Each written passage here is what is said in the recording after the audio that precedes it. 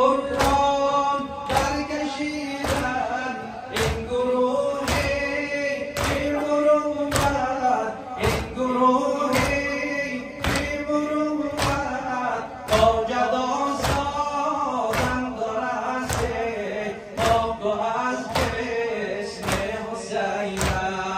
یا محمد سر برون کن از لحد گیر کربلا را. یا محمد سر برون کن از لحد گیر کربلا را. یا محمد سر برون کن از لحد گیر کربلا را.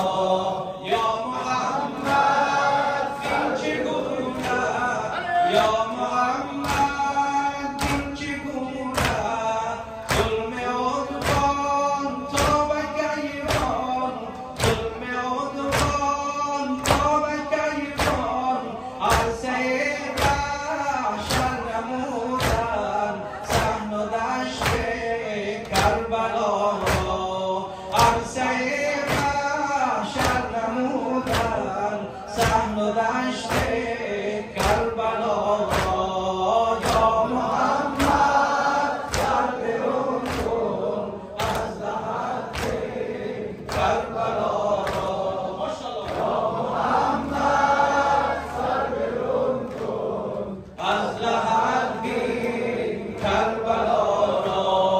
مستمع خدمت گزاران، مستمع خدمت گزاران کن شفاعت حقی یزدان، کن شفاعت حقی یزدان سینه زندان و حفاران. یا محمد جملگی را سینه زندان و حفاران. یا محمد جملگی را. یا محمد سر برون کن از لحد کربلا را.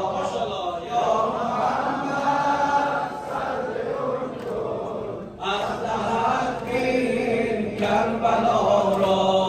تیغ بران برکشیدن این گروه بی‌مروت، تیغ بران برکشیدن این گروه بی‌مروت تا جدا سازن دارست پاک و از جسم حسینت.